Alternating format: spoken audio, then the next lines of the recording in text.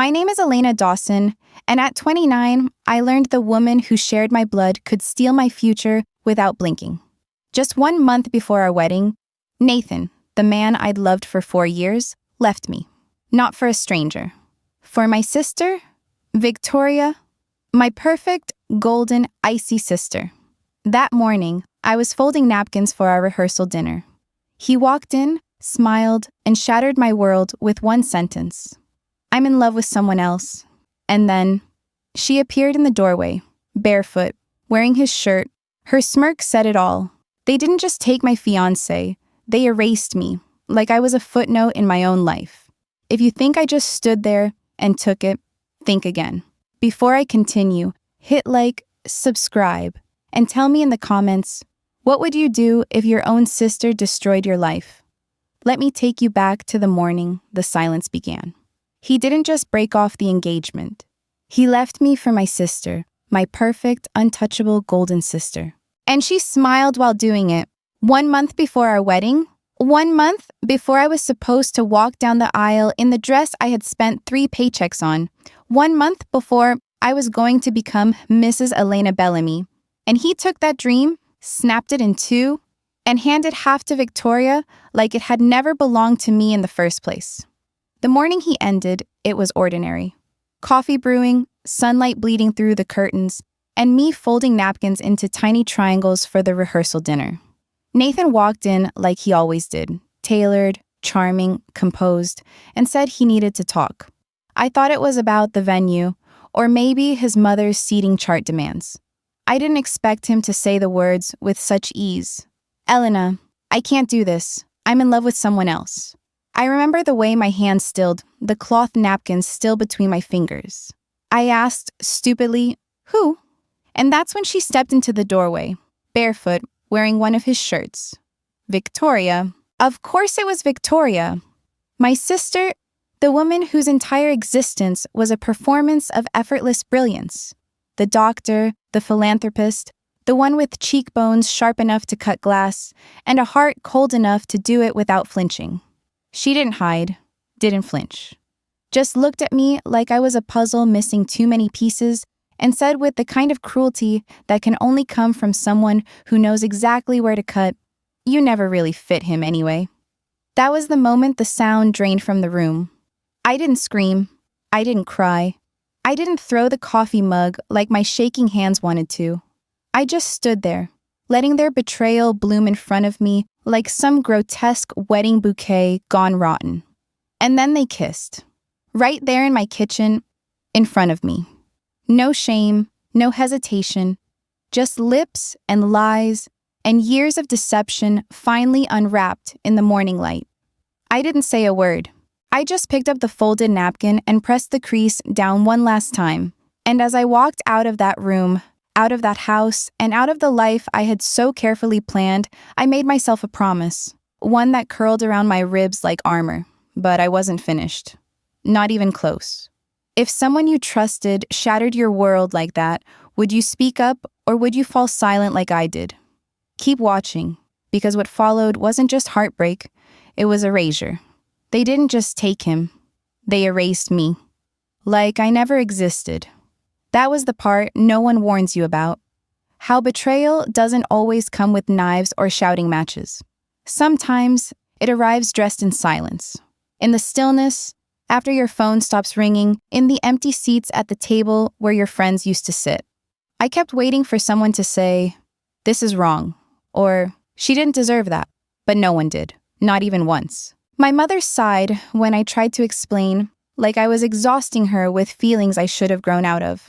"Victoria's always been decisive," she said, as if that made seducing my fiancé an act of strength, not cruelty. My father avoided eye contact, mumbling something about not getting involved.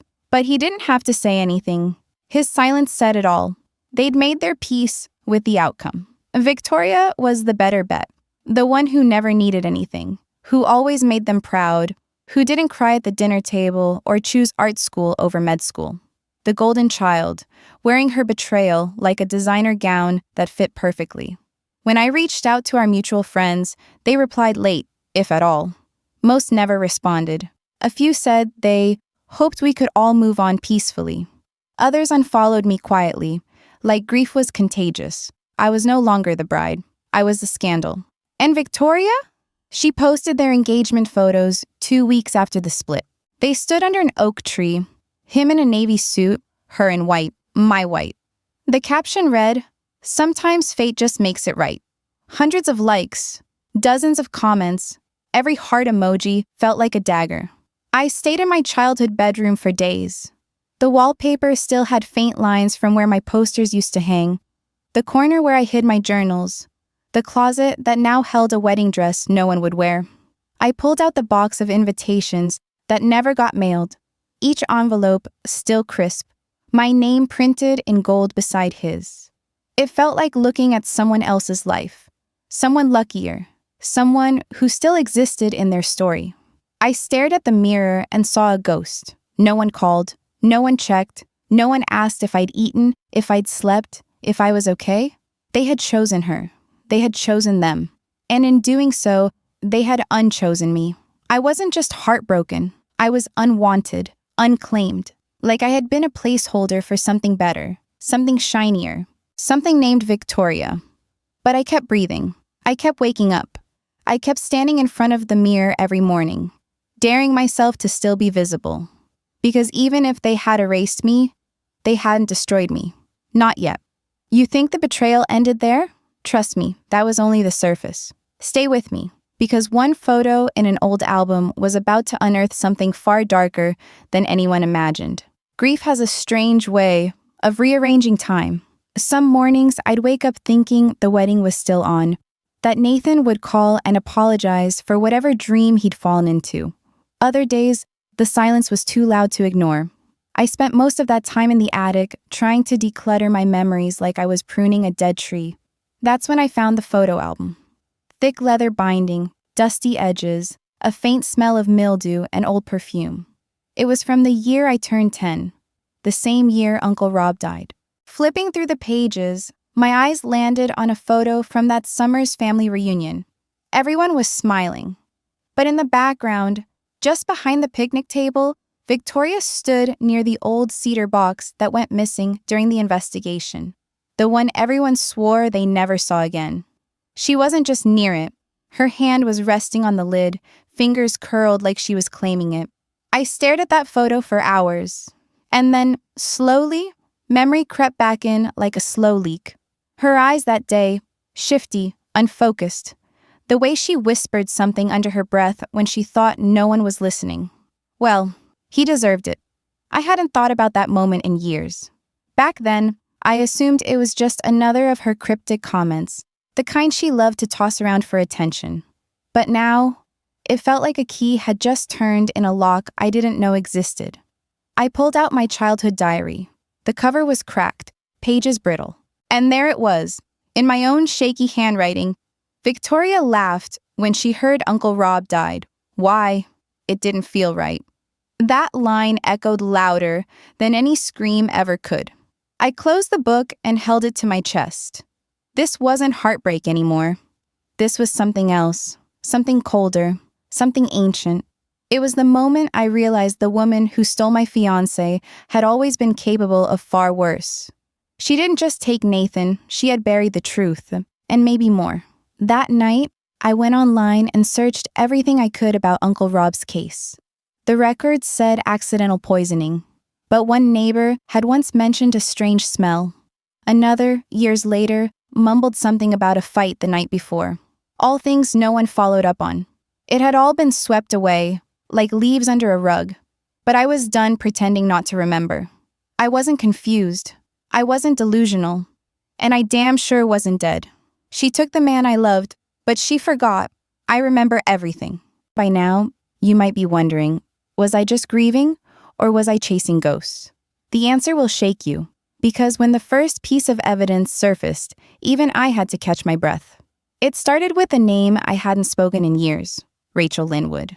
She'd been my lab partner in high school biology, the girl who dissected frogs with surgical precision and later went on to become a forensic pathologist. We'd lost touch after graduation, but some bonds don't dissolve. They just lie dormant. I sent her a message with no pleasantries, No context. Just one line. Do you still analyze bodies for a living? Her reply came back in under 5 minutes. What did you find? I sent her the autopsy report from Uncle Rob's case, along with every file I could get my hands on through our family's public records. She didn't ask why. She just did the work. A week later, I met her in the back corner of a quiet diner, her eyes heavy with what she had uncovered. Elena, she said, laying the folder down. This was altered. The toxicology results don't match the listed symptoms. Someone fudged the levels. And this. She tapped a signature at the bottom. This isn't the coroner's handwriting. I checked. It's forged. The words didn't make me cry. They made me sit up straighter, sharpen my spine like steel. I thanked her, and within the hour, I filed a formal request to reopen the case as a cold file, submitted under my name as next of kin, quietly, precisely, legally. I didn't announce anything. I didn't warn anyone. I just set the wheels in motion. Then I reached out to another old acquaintance, a local investigative reporter with a nose for rot and a grudge against people who smiled too wide on camera. I gave him just enough to pique his interest. Anonymous tips, timelines, records, contradictions. No names. Not yet. I wanted the facts to lead him, not my rage. I wanted it to look like justice waking up, not vengeance being served. And still, I said nothing. Until one afternoon, over brunch at my parents' house, Victoria's phone buzzed. She glanced down. Her fork froze midair. Her smile twitched. She looked up at me just for a second, then turned to my mother and said with that breathy laugh she always used to soften tension, "It's just some reporter digging up Uncle Rob again. I mean, really, who even cares anymore?" I sipped my tea and met her gaze. Calm, unblinking. I cared. And I had just fired my first shot. All right, take a deep breath. Because what comes next is the part no one saw coming. Not her guests, not her fiancé, not even my own parents. But you. You're about to witness it all. The engagement party was exactly what I imagined Victoria would orchestrate. Elegant to the point of obscene. Crystal chandeliers casting rainbows on white marble. A string quartet playing Vivaldi like the world owed her harmony. And servers in white gloves offering hors d'oeuvres I couldn't pronounce. She was glowing in a champagne-colored gown, clinging to Nathan like he was the prize in some lifelong competition only she knew we'd been playing.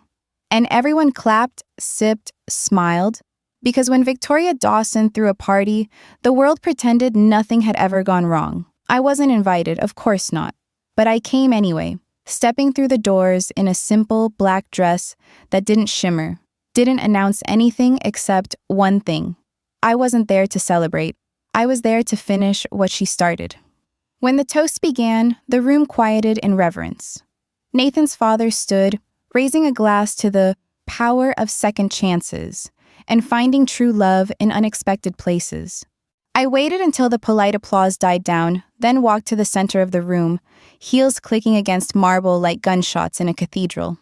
I cleared my throat once, and then calmly, I said, "Before the toasts continue, I brought a little story to share." The lights dimmed. The projector lit up. On the screen appeared an elderly woman, the former housemaid who worked our family's estate the summer Uncle Rob died. Her voice shook as she recalled that afternoon, how she saw Victoria standing by the drink cart, how she watched her pour something from a small brown vial into a glass, how no one listened to her back then because she was just the help, a beat of silence. Then the second clip began. My forensic contact breaking down the new toxicology findings, confirming the poisoning, explaining the forged report, matching it to Victoria's access and motive. The evidence landed like thunder on silk. I didn't raise my voice. I didn't have to. I turned toward the crowd, toward Victoria, who now stood frozen beside Nathan. Her face drained of color, her lips parted but soundless. One hand clutched her dress near the waist as if holding herself together. Her eyes darted toward our parents, toward the screen, toward the exit, anywhere but at me. I gave her nowhere to hide. She didn't just steal my fiancé, I said. My voice was clear, calm, deliberate. She killed our uncle, and I can prove it. The room fell into a stillness so absolute it felt sacred. No one moved, no one breathed. Even Nathan, who had always looked polished and smug in every room, now looked like a man realizing he had married into a myth that was turning to dust in his hands. Victoria didn't speak. She couldn't. She just stood there, silent, shaking, undone. So, you thought crashing her engagement party was the peak of my revenge? Not quite. That was just the first tremor. What came next would shake the ground beneath her perfect world. In the days that followed the engagement party explosion, the silence around Victoria grew louder than any accusation. The media buzzed with speculation. The investigation was reopened. Whispers followed her into every room, if she dared to leave her house at all. But I wasn't done. Justice doesn't stop at exposure. Sometimes it needs a signature, a stamp, and a statement that echoes without a raised voice. So I filed a civil suit, not criminal, but just public enough, and had the papers delivered directly to the headquarters of the charity Victoria represented, a pristine organization built on image, philanthropy, and high society optics, one that couldn't afford even a whiff of scandal.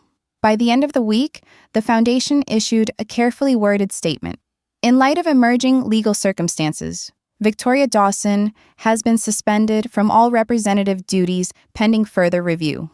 It was clinical, surgical, devastating. But the final cut came not with a document, but with a deed. Our childhood home, once warm with backyard summers and awkward family holidays, had been sold years ago when my father, under pressure, accepted a quiet offer from a developer. Victoria had always wanted it, had always assumed she'd inherit it, had even made plans to renovate it once she became Mrs. Bellamy. So I bought it, in cash, quietly, legally, permanently. No press, no announcement. Just one woman reclaiming something she never truly had. The house had been vacant for a while, but I moved in within the week. I didn't change much, just polished the hardwood, hung some old family photos, and made sure the balcony lights worked. Because from that balcony, I could see directly across to Victoria's mansion, the one with locked gates, shuttered windows, and no laughter anymore. Her dream crumbling across the street like a rotting stage set. People ask why I bought that house. Some whisper it was revenge. Some think I did it to haunt her. But when I stand there each morning, coffee in hand, watching the sun rise over her now empty fortress, I just smile. I didn't buy the house out of spite, I say quietly. I bought it because the view is perfect. Now that justice had a face, you might assume I walked away satisfied. But healing doesn't come from exposure alone. It grows from the quiet choices we make afterward. Let me show you. In the mornings now, the house is quiet in a way that doesn't ache. The air smells faintly of jasmine from the vines I planted under the kitchen window, and the kettle hums a low, steady note as it heats water for my tea. I drink it slowly on the front porch. Wrapped in a cardigan my mother knitted before her memory faded, watching the world stretch awake beyond my garden gate. I used to think silence meant something was missing. Someone, somewhere, some version of myself that hadn't been broken. But now, it means I'm whole enough not to fill every gap with noise. The garden has become a living thing again. For years, it had been a patch of dried-up soil and forgotten intentions. But now, tulips bloom beside lavender, and the roses, despite their thorns, thrive under my care. There's something healing about dirt under your nails, about coaxing life from places you thought were done growing. I talk to the flowers sometimes, quietly, like prayer. They don't talk back, but they bloom anyway. Most afternoons, I walk with Clara, my second cousin on my father's side. We reconnected by accident at the town's historical archive, while I was pulling records for my case, and she was volunteering there, cataloging newspaper clippings from the 80s.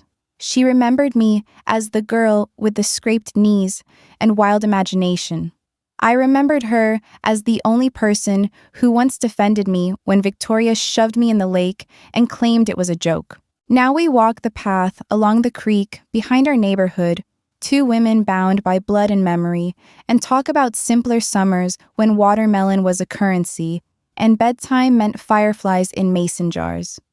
Her laugh, weathered and warm, fills a space I hadn't realized was still hollow.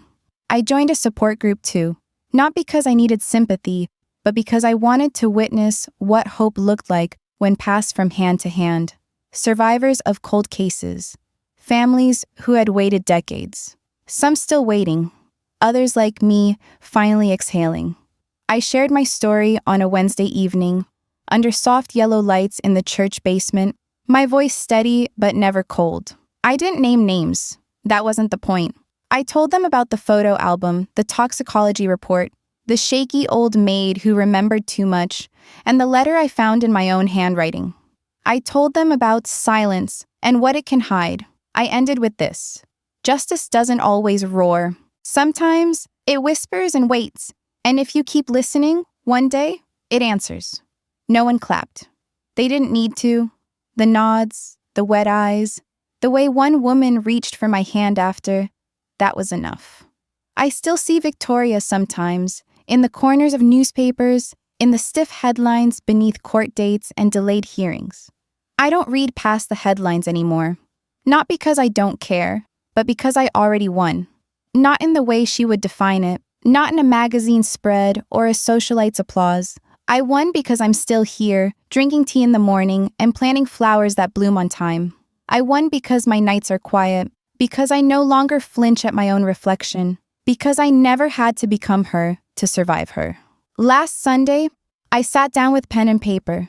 No laptop, no phone, just a heavy fountain pen and thick stationery that smelled faintly of cedar. I wrote slowly, deliberately, as if every word stitched something closed. I addressed it to Uncle Rob. Dear Uncle, it took me longer than I want to admit to understand what happened that night. But I see it now. I see it all. You didn't die for nothing. You didn't disappear into silence. You were taken, and your story nearly buried. But not anymore. The truth has breath again. It speaks in courtrooms now, in whispers passed through community halls, in flowers that bloom where anger used to rot. Justice took time, but it came, and I kept my promise. I folded the letter and placed it on the altar I built for him in the corner of my living room. Nothing elaborate, just a framed photo, a small candle, and a vase of white lilies. I lit the candle, sat there a while. The room smelled of wax and truth. The past still exists, but it no longer controls me. And every time I sip my tea, watch the breeze touch the petals of my blooming garden, or walk with Clara beneath rustling trees, I remember the most radical thing a person can do is not to win, but to heal and to live, fully, freely, without apology. And while I found peace in simplicity, her world was unraveling, slowly, silently. And trust me, you don't need to lift a finger when the truth is doing the unraveling for you. Of all the punishments Victoria feared in life, silence was never one of them. And yet, in the weeks that followed the engagement party's implosion, silence became her shadow. Not the kind that protected or softened, but the kind that stripped, layer by layer, everything she had built her identity upon. No arrests had been made, not yet. The legal wheels were turning, slow and exacting, and she was caught in the teeth of their rotation. But even before any verdict was rendered, the court of public perception had begun its own quiet sentencing.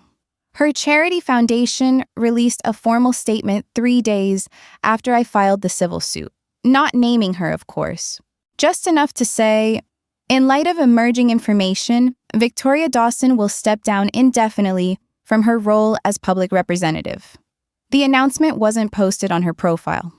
By then, her page had turned into a battleground, angry comments, cold emojis, and one devastating question repeated like a funeral drumbeat beneath every filtered photo. Did you really think no one would find out?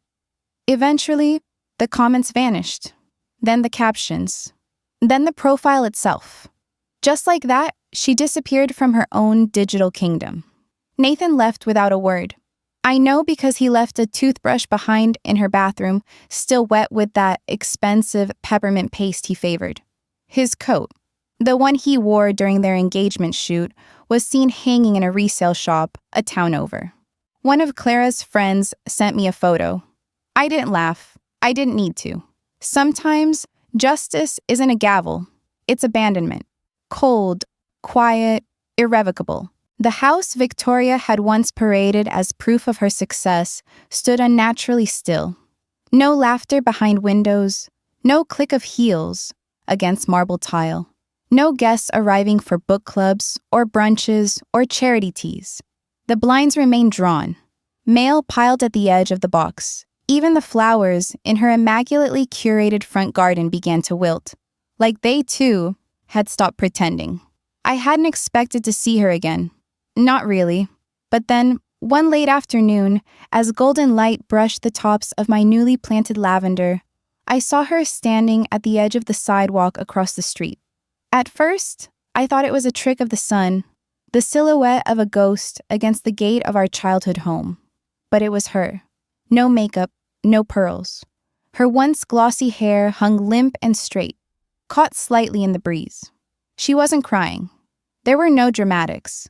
Just a woman staring at a place that no longer welcomed her, no longer even knew her name. She didn't step through the gate. She didn't knock. She didn't speak. She just stood there, shoulders drawn in, the smallest tremble in her jaw betraying whatever steel she thought she still possessed. And I didn't go to her. I didn't need to. I stood behind my curtain, unseen, and watched her watch the house like a child locked out of her own past. When our eyes finally met, because they did, whether she knew I'd been watching or not, she didn't look away. Not this time. There was no smugness left, no smirk curled in triumph, no words to wound. Only a flicker of something raw, human, and hollow. She dipped her head in a slow, barely perceptible nod. Not of apology, not of defeat, but of recognition. The kind that says, I see what I've become, and I know you saw it too. Then she turned, walked away. No headlines marked her downfall. No parade of flashing lights or court cameras. But those things aren't always necessary. Sometimes, the most satisfying justice isn't about punishment. It's about loss. It's about someone being forced to sit alone with the weight of who they are when the applause has stopped, when the mirror no longer flatters, when there's no one left to lie for them. Victoria was never dragged into ruin. She walked herself there, one bad choice at a time. And in the end, what broke her wasn't me. It was the echo of her own ambition collapsing in on itself. I didn't need to touch her. I didn't need to scream. I just had to stand still and let the truth do what truth always does when given enough room. It unravels everything false. Quietly, completely, irreversibly. You've seen the fall, but now let me show you what it means to rise. Not out of vengeance, but out of purpose. Because this isn't just my ending, it's my beginning. The lawsuit had ended months ago, but the echoes of what it unearthed still lingered in every phone call I received. Every letter that arrived from women and men whose lives had once been twisted by secrets they weren't allowed to name. With part of the settlement, I created the Dawson Initiative, named not in pride but in reclamation, a fund quietly dedicated to the families of victims in unresolved cold cases, those whose stories were shelved because someone somewhere deemed their truth inconvenient. I didn't make a press release. I didn't give interviews. I simply built it, one outreach at a time, one letter of encouragement, one file reopened, one family reminded that justice wasn't always silent. But I didn't stop there. One evening, in the quiet space between dusk and moonlight, I sat at my desk, the same one my uncle had once read to me from, and I began to write. The book wasn't long. It wasn't flashy. It didn't carry endorsements or a photo of me on the back. It was a quiet thing, a small, sharp voice among the noise. Its title was simple: The Truth She Hid, The Life I Reclaimed. Inside, I didn't chronicle my sister's downfall like some vengeful trophy hunter. I told my story the way I lived it, honestly, with bruises and breaks, and the kind of ache that reshapes you. I wrote for the women who had been called too emotional, too jealous, too much, for the survivors of betrayal by blood and bond, for the ones who whispered their pain into pillows because the world wasn't ready to hear it aloud. And in the final chapter, beneath a photo of the house I now called home, I wrote, "Forgiveness isn't silence. It's choosing to live louder than the lies they told. I didn't forgive her because she deserved it. I forgave her because I refused to let her own one more inch of my life." I've found that healing doesn't announce itself. It creeps in quietly, in the way your breath no longer catches when you pass a mirror, or how your shoulders stop tensing at the sound of a familiar name. It arrives when you plant tulip bulbs in winter and wait, trusting for spring. It arrives when you stop checking old profiles or counting the days since they left. It arrives when you write your own ending and choose to begin again. Now, each morning begins the same. I brew a cup of chamomile tea with honey and a touch of cardamom. I walk barefoot through the garden, letting the dew kiss my toes, feeling the pulse of something living beneath the soil. The roses bloom brighter this year. The lavender spills wild and unbothered across the path. I sit on the back steps, my journal open, the steam from my mug rising into the cool air, and I watch the world unfold without asking permission. Sometimes my cousin drops by, the one who used to call me Ellie before anyone else did. We talk about silly things. Her new dog, the bread she's learning to bake, a documentary about birds that made her cry. We don't talk about Victoria, not because we're afraid to, but because we've already said everything that needed saying. One afternoon, while reorganizing the shelves in my study, I found an old cassette recording. My uncle's voice reading fairy tales, recorded for me when I had chickenpox as a child. I listened to it 3 times in a row, letting his warmth seep into the corners of my heart that I didn't realize were still cold. That night, I wrote him a letter, folded it carefully, and placed it beside a candle on the small altar I built from cedar and truth, though. Justice took time, but it came, and I kept my promise. That's what I whispered as the candle flickered low. People ask me if I ever think about her, if I miss the sister I used to believe she was. But I've learned something. You can love the idea of someone, mourn what they were supposed to be, and still choose to walk away when who they are poisons your peace. That's not weakness. That's wisdom. Victoria's house across the street remains empty. The blinds are still drawn, but now they blend into the background like wallpaper you stop noticing. Sometimes, when the light hits just right, I see my own reflection in the window instead. A woman who survived the fire. A woman who didn't just rise, but rebuilt. And on the final page of my book, just beneath that closing quote, there's a photo of me in the garden, arms outstretched in the golden hour, auburn hair untied and blowing freely in the breeze. No makeup, no performance. Just me, a life reclaimed, a truth lived out loud, a legacy no longer written by anyone else. Thank you for staying with me through every twist, every silence, and every truth. If this story moved something in you, please leave a comment, like this video, and subscribe for more stories that remind us we are never truly erased.